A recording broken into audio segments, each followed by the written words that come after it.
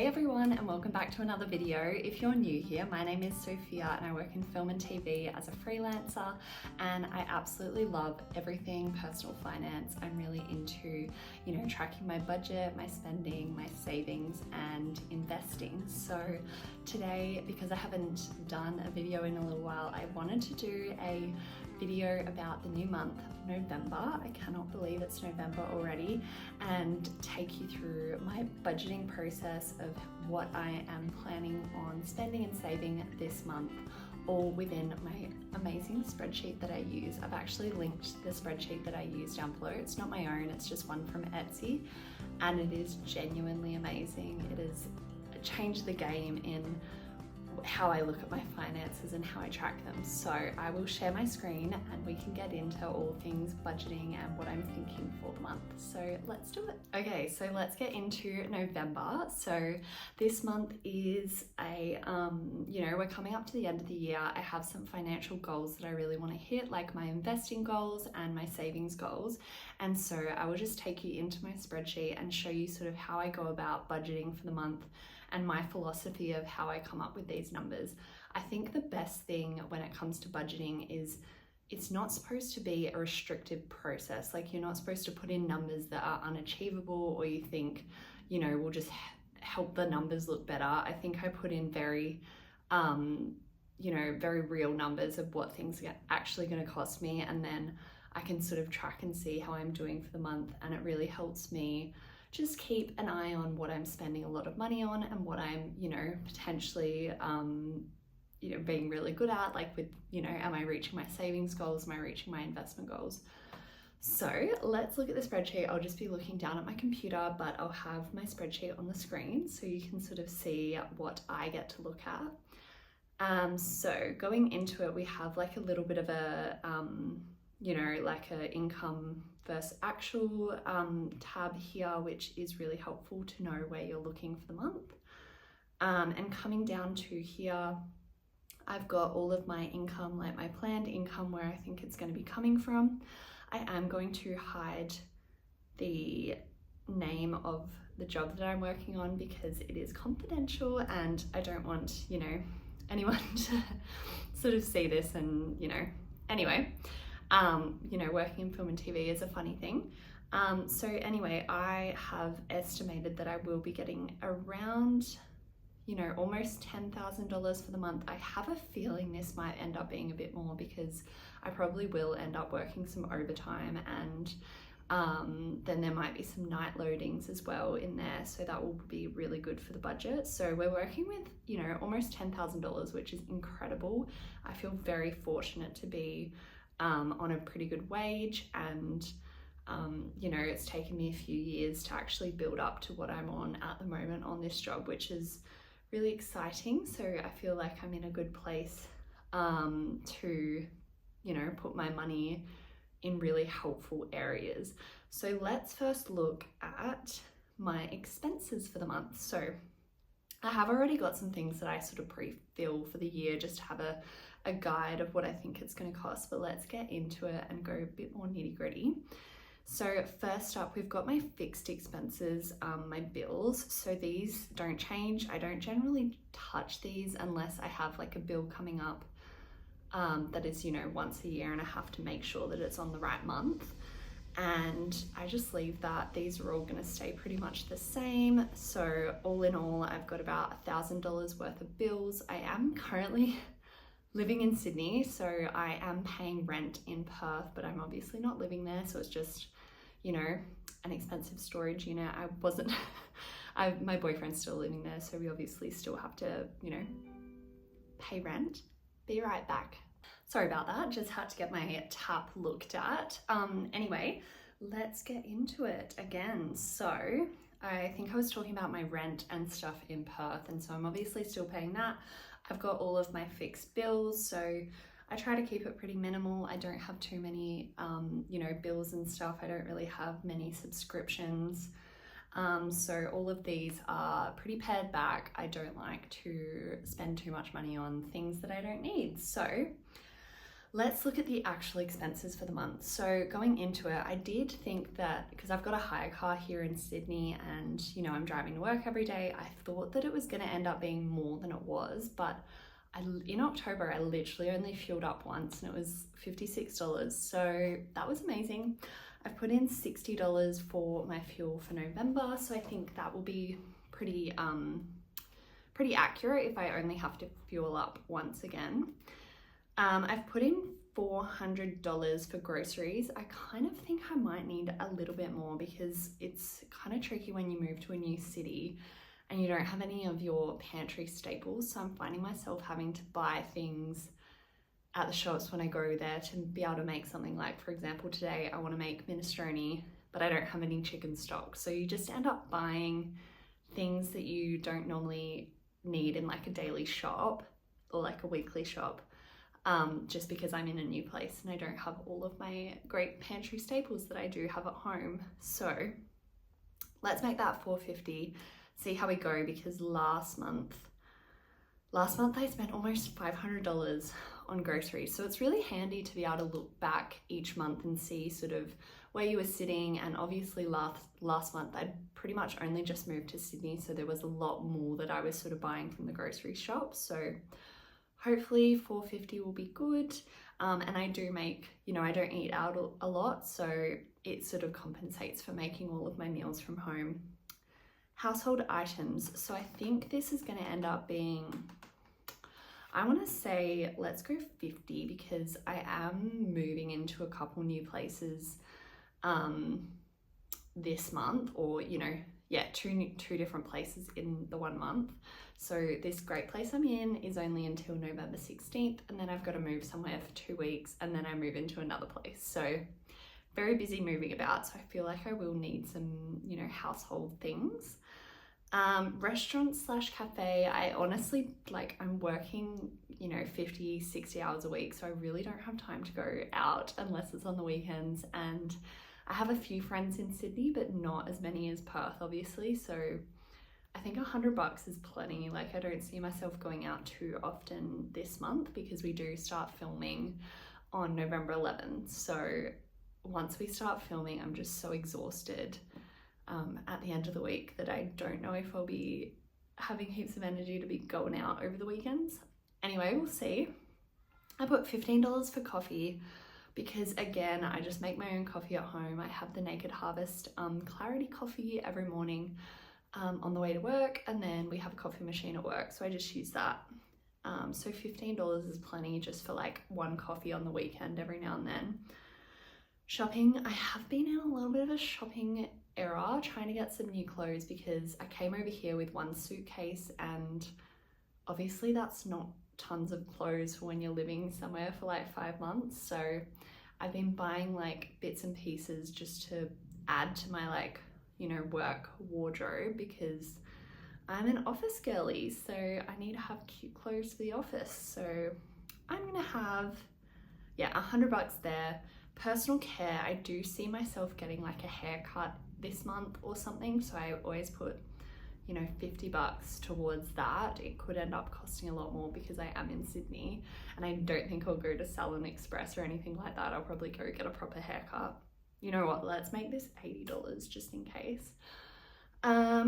Naked Harvest, I have quite a bit of protein. I think it will last for the rest of the month. And then I guess if they do a Black Friday sale, I might purchase because I like purchasing when things are on sale because I use Naked Harvest like all the time. They're a supplement company based in Queensland. So TBC, I think I'm going to leave that at 0 for now. Bike bar and Pilates, I don't need that because bike bar doesn't exist over here. And I've actually got, you know, included Pilates in the gym that I'm going to here, which is amazing. My chiropractor is not over here, so that's 0. Pharmacy, I think I'll put $20 because I might need to top up on some like ordinary products. Alcohol, I actually haven't drunk for like over a month. Since I haven't drunk since moving here, so that's kind of wild. I don't really see myself needing to buy any alcohol this month. because I don't have any like celebrations or anything. So I'm gonna leave that at 0. Uber, I always like to leave that at 0 because I never really plan on catching an Uber, but I will put in $15 just for like the train in case I catch it into the city. Car expenses, nothing because I don't have my car here. Parking, $30. This definitely isn't enough for Sydney, but the only thing, yeah, going to the beach is kind of tricky. I'm going to the beach tomorrow, so I probably will spend money on parking, but I'm going with a friend so we can split it. Travel and accom, not spending anything this month because I bought all my flights home and back to Sydney for over the Christmas break. So that was a, $600 last month that I don't have to spend this month, which is great. Gifts, I don't have any birthdays or anything specific that I need to buy things for. I might, if I start doing my Christmas shopping though for December, then I will add this into this month. Dental, books, donations. The donations one, I obviously over here I have the Wilderness Society and Greenpeace that I donate to, and then this donations here is just sort of any random donations that I make, like if a friend is doing, a fundraiser for something, like if they're, gonna go run or bike or do something, I will, contribute to their little fundraiser, and that's where I put that. So I don't really ever like put any money in here, but it's just in case that is an expense of the month. Event or activity, I might go there is actually a Friends exhibit here in Sydney at the moment, and so I'm gonna try go to that because my friend from work is going to it tonight, and she said she'll totally go again with me at some point, so I think we might all go do that one weekend, which would be really fun. So I think that's going to be about $50, and I just love Friends. Friends is like my heart and soul of my childhood, so love that.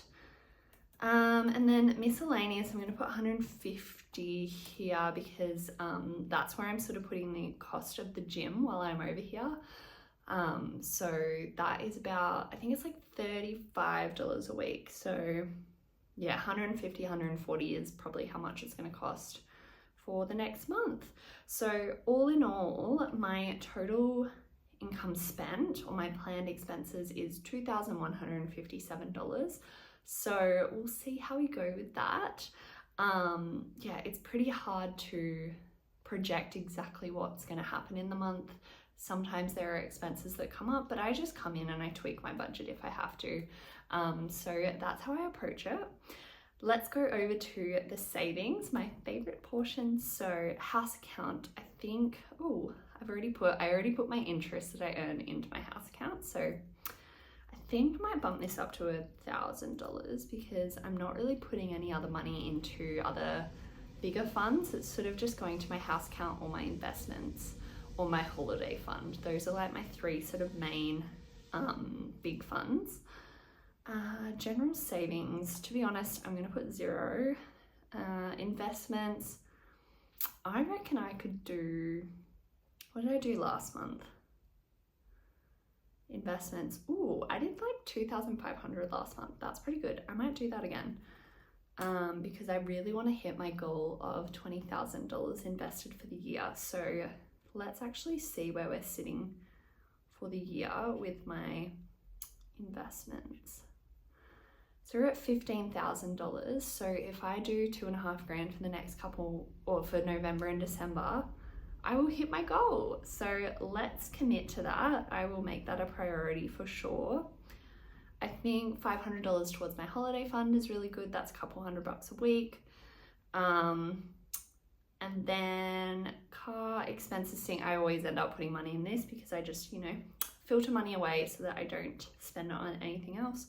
Christmas and gifts, that one is full at the moment, so I don't need to put money into that. I do put money into my personal care fund quite a bit because I take out of it when I have something that I put money towards, like, getting my hair cut or, anything that I consider personal care and something that I want to do for myself. Car insurance, I don't worry about that because that one is full, I think. Yeah, that one's full, so I don't need to worry about that one, which is awesome. Shopping, sinking fun. I might need to put $100 into that because I will buy more clothes probably. Who knows? My camera sinking fun. This is really exciting. We'll see how we go. I am getting close to, you know, hitting a little bit of a milestone with that one. And I'm excited to get back into like taking photos and stuff. I am a bit scared to actually buy this camera because apparently the wait time for it to arrive is a long time. So I hope by the time I decide to actually buy it, it is actually available because I don't know what's going on with the manufacturing of that. And then I've got a Sydney sinking fund. So this was just for, there's about $500 in this at the moment. And I just wanted this little fund for in case anything came up that was happening in Sydney. That was really good fun opportunity for me to do while I was here, and, you know, just any like a concert or, you know, some sort of experience that I want to do while I'm here. So just put that aside. That is full at the moment. So I think all in all, I've got about $4,450 that I want to save this month, which I think is pretty doable. So we do actually have quite a bit of income left over that I have to play with, I guess, but keeping in mind a bit of that is my tax, because I do track like my gross income so that I know what my tax is at the end of the year, you know, how much I earned net versus gross, is really good as a freelancer just to know that kind of information. So overall, this is how I'm looking for November. So that's a really good starting point for the month, and I think if I manage to stick to it, then I will be really close to hitting my financial goals for the year, and obviously, you know, being able to cap off 2024 in a really well established place. So that is sort of the summary of November. That's what it's going to look like for me. I am obviously working full-time and working really long hours, so I don't have that much time to spend money, which is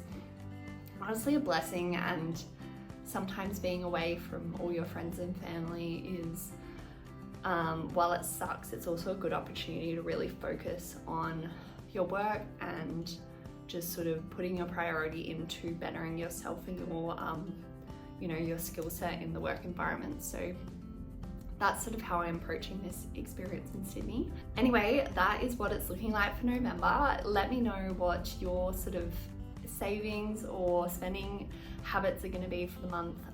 It is really fun for me to, you know, come into a new month. It always feels like a really fresh start. And it's exciting to set new goals and stuff for the month and focus on new things. But anyway, I hope you enjoyed watching this video, and I hope you have a really successful November. And yeah, you don't need to let them fall off the bandwagon. It is, you know, we're coming up to the end of the year, but it doesn't mean you shouldn't keep fighting towards your goals for the year. So yeah, have a great rest of your day or night whenever you're watching this, and I will speak to you very soon. Bye.